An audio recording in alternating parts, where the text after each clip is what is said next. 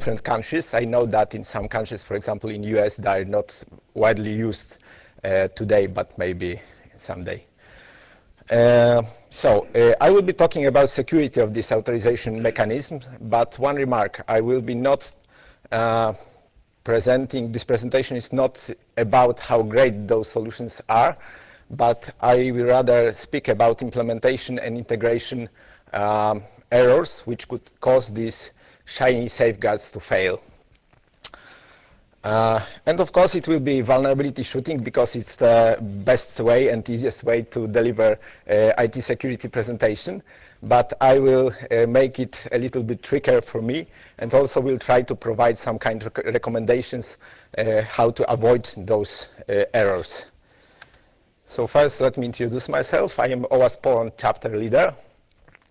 And I am also a managing partner at Securing, a Polish company providing penetration testing and application security consultancy.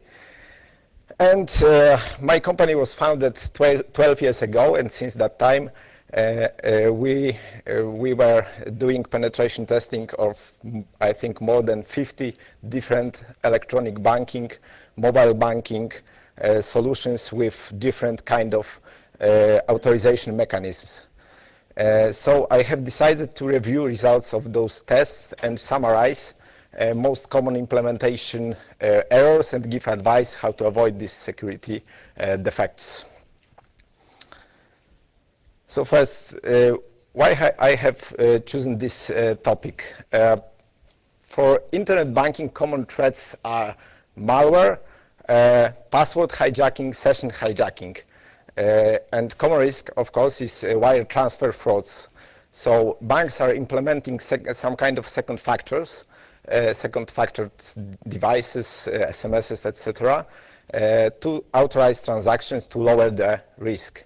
But the problem is, of course, that sometimes implementation of this mechanism is far from being perfect. So how it look like? This is example from one of Polish internet banking systems, and probably it's similar to your internet banking in your countries. So first, user has to enter transaction details on the usual first screen and click confirm the transfer. And then system sends to the user SMS message with transaction data. User has to validate those transaction data if it is same as provided by him. And he has to rewrite this SMS code into the web form and click sign. So this is the transaction authorization mechanism commonly used in Poland for retail banking, SMS code.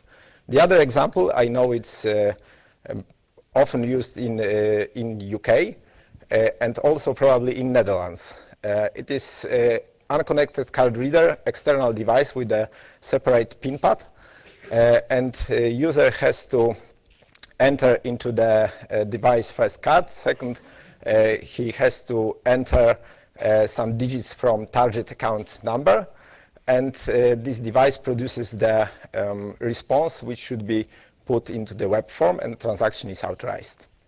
So this is how it looks like. And of course, we have many different operation authorization methods, like TAN cards with transactions authorization codes, which should be scratched by user. Next, we have a one-time password or OTP time-based tokens like RSA secure IDs. We have also unconnected or card readers with external PIN pad. We have SMS codes, of course. We have phone back functionality that bank system is phoning back to user to authorize transaction. Next, I have seen also, of course, mobile applications, which are the form of these tokens, but inside the mobile applications. We have seen also some kind of devices connected to computer, like card readers, or card readers inform just a some kind of other USB devices connected with application by some kind of Java control or ActiveX control. Then we have connected and unconnected card readers and some modern solutions which allows user to scan some kind of barcode on the screen to enter the transaction in the device, and also special form of dot matrix which is scanned by a device camera, etc. It's called Krontosign, I think, and it's probably used by one bank, I think, in Netherlands. Yes, ABN AMRO. So what kind of transaction authorization is commonly used in your countries? Anyone? SMS codes? Uh-huh.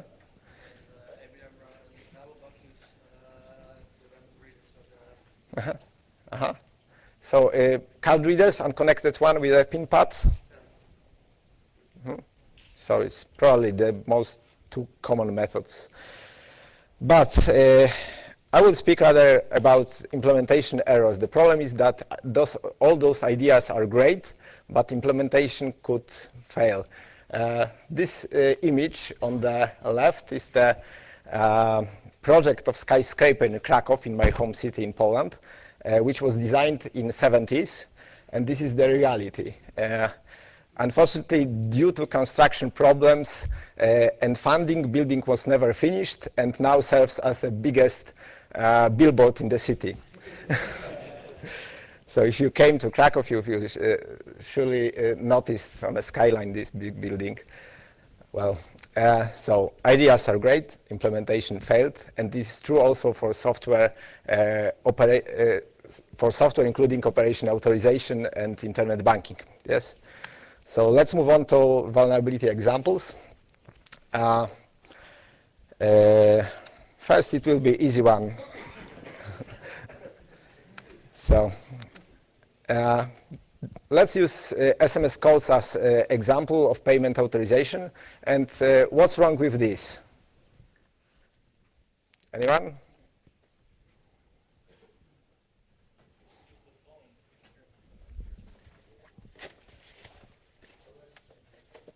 I have some rewards. So let's think, what's wrong with this? Leading question, what if malware will change recipient's account? The amount is not on the code, so it's not verified based on the code. Exactly. Reward for you. This is a small board game called Cryptos, so it has to be something with cryptography probably. Unfortunately, I only bring two of them. So. Yes. The problem is that user is not able to verify recipient's account number. So if malware can change it, and user will not notice. Yes. And unfortunately, also solution like one-time password time-based like Secure ID is not best choice for transaction authorization because user is not able to validate the transaction because the device is not providing the transaction details. Yes, but it's still commonly used not only as an authentication device but also as an authorization device. So vulnerability is just the user don't know actually what he's signing, and good practice is that transaction authorization methods should allow user to verify significant transaction data, such as target account and amount. So let's move on to the second example from my practice. Let's consider the application which is using again SMS codes for transaction authorization, and this application also allows users to change their phone number. So on the first form, user has to enter a new phone number and confirm this new phone number to not be mistaken. And on the second screen, user has to enter authorization code, send to new number. Unfortunately, this is the real one from real application. So, example just of bad thinking, yes, about or not thinking about security. I hope I should not explain what is wrong with this. Yeah. The Dutch banks have a mitigation factor that's really bad for privacy. When you enter a new phone number, they check the IMEI database, and they get names and addresses from anybody, their customers. They check if it's plausible that it's you. So if it's registered to a different person, or if it's been registered less than 24 hours before, or anything that could indicate it could be a fraudulent transaction, that's what they do. So it's it could be a clash between security and privacy in this case, but probably you have accepted terms and conditions.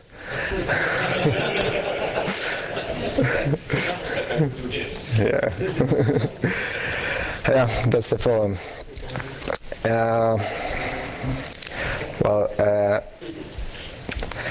Generally, changing authorization credentials or authorization methods, of course, should require authorization itself using current authorization credentials and current authorization methods. So this SMS should be sent to the current number, not to the new number, of course. But some other examples of operations which should be authorized. For example, we have seen predefined transfer template, which could be changed without additional authorization. So the transactions should be authorized, but template change is not authorized. So it's the hole in the system. Yes. Or for example, we have seen deposit termination, and this form allows user to choose target account. In this application, in this case, we have also find the access control problem, specific one that user could choose not only his account number for transaction termination as a target account, but also other. So this method, without additional transaction authorization, could be used to do fraud using malware. Yes, to bypass whole system. So what are recommendations? Generally, any significant operation should enforce authorization. And especially change of authorization credentials should be authorized using current authorization credentials. So let's move on to the more complicated examples. Again, this picture is an example of good idea, cash machine, but bad implementation. Sit and relax and oh, great. I like your way of thinking. Positive. So, again, internet banking application, user enters transaction data, and transaction data is being sent to the server using post methods, just common one. So what we have here, we have a recipient account number, yeah, this big one. We have amount, and we have currency and transaction title. Yes, this is step one form when the user enters and sends transaction data. Next, user enters authorization data. So between two steps, user received SMS message, or the user have to enter the challenge into the device and put back the response or SMS code into the web form. He clicks sign, and data is being sent. So task is send response, just some kind of verb for struts or Spring or something like that, some kind of framework. And there is an authorization code for this transaction entered by user literally into the application. And we found following vulnerability. That it is possible in this second step to attach transaction data as in step one and effectively override authorization transaction. So we use additional parameters in post request taken from the first step in the second step, and application flow was bad, and system was authorizing first transaction, but executes second one. Yes. Just an example of logical vulnerability in application. Yes. So what are recommendations? Recommendation for me is quite simple. Generally, any modification of this transaction data should trigger reset of authorization process and invalidation of previous authorization credentials. This is the safeguard. Okay, next example of bad implementation of good ideas. Let's consider following transaction signing flow using SMS codes, because this is most common example for me. So we have here some kind of protocol between user, server, and phone. Yes. So far, at first step, user enters transaction data, but server responds with some kind of text, which is data to sign, and this response is transaction data encoded in the form of string, plus some kind of challenge added to this response. And at this stage, user is seeing a confirmation page with transaction data, and she can check if entered data are okay, and decide if she wants to authorize these transactions.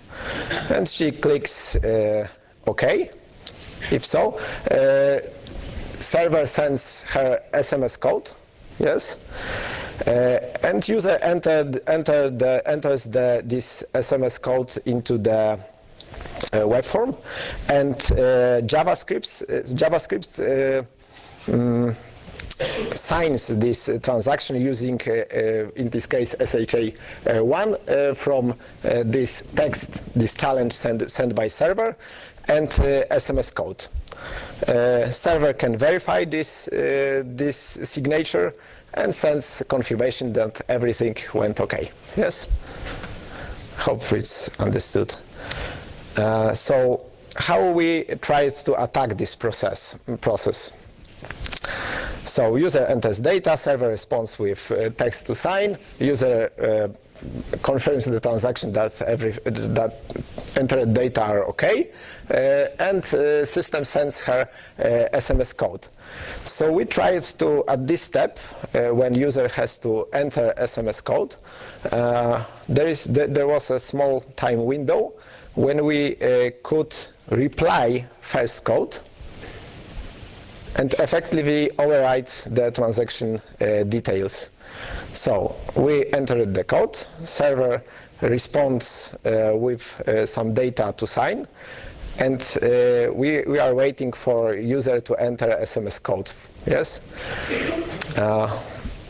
User enters SMS code, and malware or attacker should just count SHA-1 from this new text and with old SMS code. And everything went okay, and transaction was confirmed. So this kind of errors are unfortunately quite common because of implementation errors and because of bad programming. So again, any modification of transaction data should trigger a restart or reset of whole authorization process, and application also should control flow, should control which transaction state transitions are allowed. So in this case, we should be not allowed to go from this step when user enters SMS code back to step 1. Yes, it could be controlled, but sometimes it's not. So another example of bad implementation. Previous examples were vulnerabilities which could be used by malware, but we actually haven't any evidence that such as problem are used actively by malware. But next examples are real case malware scenarios which abuse transaction authorization mechanisms and bypassed it. So first one. It was quite specific system because user was authorize or authenticated rather using static password, yes, password, and challenge response token, external device with a PIN pad. And for authentication, user has to enter this ID, which is a challenge sent by server, into the device, and enter the response from device into the web form, just for login, yeah, for authentication. And unfortunately, exactly same method, entering the challenge from application into the device and response back, was used to authorize transfers. So, any idea what malware did? Excuse me? Exactly. Reward for you. So, what malware did is that malware needs two responses for given IDs for given challenges. So first response is from this form and is used by malware to authenticate authenticate malware in the internet banking. And at this step, malware shows wrong authentication error and tricks user to enter another response. And this another response is effectively used to do the transfer, money transfer from bank account. So what I could recommend. First, transaction authorization method should allow user to verify transaction data. This method is not allowing user to verify any transaction data, it's just the numbers. Second, I think that different methods should be used for user authentication and transaction authorization because user have to recognize what he's doing. Or at least user should be able to easily distinguish between the authentication and authorization, what he's doing. Yes. And last example, again, malware and bad implementation. It is a little bit more complicated. So in this system, in this very system, for user authorization and for transaction authentication was used an external card reader, but connected to the computer and without the keypad, because it's the cheapest one probably. Yes. User has to for login for authentication. User has to insert his card into the device and authorize the operation using PIN entered into the ActiveX control. So user is logged in. And next, when operation is authorized, user again has to enter PIN into ActiveX control. Yes. And also at this step we can see other quite common error in ActiveX control, that here we have ActiveX control, but in ActiveX we don't have an opportunity to easily see transaction details. It is in Polish, but this small triangle rozwin means unwrap the transaction details, so it's bad UX also. Yeah, and do you have any idea how malware can be used in this case to create fraud transfer without user knowledge?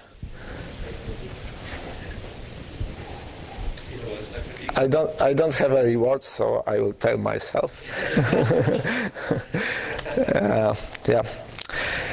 It was just a simple sniffer.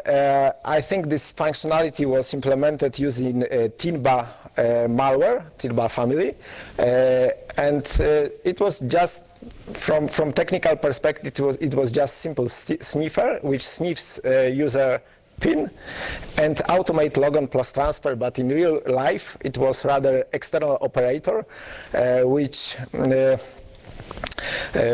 used some kind of monitoring to check if user is not doing anything and went for lunch, for example, leaving the card inside the reader, and then he used some kind of remote desktop implemented in this TINBA malware to log into the computer and to use the sniffed PIN first to enter the banking system to authenticate user, and next to do any kind of transactions.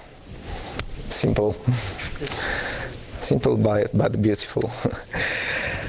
And very effective in this case, because we have this system is unfortunately quite commonly used in Polish banks for commercial institutions, and there was last year a big malware campaign against this kind of transaction authorization.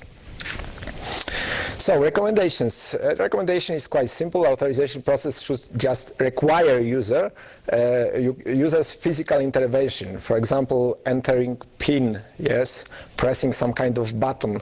So generally, this device is not good for transaction authorization. The better choice would be external PIN pad or devices like FIDO used by Google. Yeah, as a Google key, I think it's named. Yes, when user has to press this button to do anything, physically press something. Yes. Okay, so that was just the quick few vulnerabilities and some requirements. Nowadays I am working I am trying to put together all requirements or recommendations and in form of first ASVS checklist. So this is the example, but I have to work some for these sentences to be self-explanatory, but I think it will be augmented by some kind of examples how to use it and stuff like that to better understand. And I also want to put some kind of cheat sheet for implementers, for developers, how to implement it properly. Maybe in the future some kind of examples for testing guide or code review guide. And of course, if any of you can help, any help is appreciated.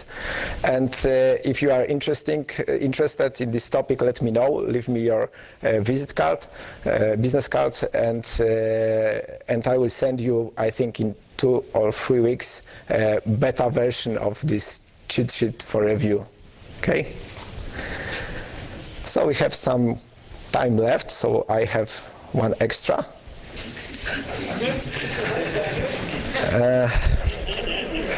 Do you know about Facebook fraud from last week? Anyone? Yeah. The problem was that Facebook is implementing successfully mobile application, which is actually the payment system. You can pay at Starbucks using your mobile device and mobile application, just tapping. Yeah, and this application has a top-up functionality because it's an electronic purse, and this application can take from your account any small amount of money to top up the application. And the problem was that hackers tried to still use user password or use common passwords to check if it is valid for this application. And next, as it's written, and user at Starbucks card has sent a verification code to their email address, which they must enter before the transfer is complete, because this application was used only not also for paying for a coffee, but also to transfer a small amount of money between the users. Yes, and this transaction between user was authenticated using authentication code sent by email. Yes, but hacker with control of the Starbucks account can simply change the email address used for the verification code. Yeah. So what was the problem and what is the remediation? Anyone? Should send to the email address. Exactly. Or rather, this operation of change of authorization credentials, because email is an authorization credential in this case, should be authorized too, using code sent to old email address. So that's all from me. Excuse me? Maybe, but email is effective in times of, I understand Starbucks in this case, because if they will implement SMS codes, SMS costs money, and this is just the small transactions, yes? So email from their perspective is much better. So that's all from me. Do you have any questions? Yes? Can you use the mic? Yeah. I can speak rather loud. Oh. Thank you.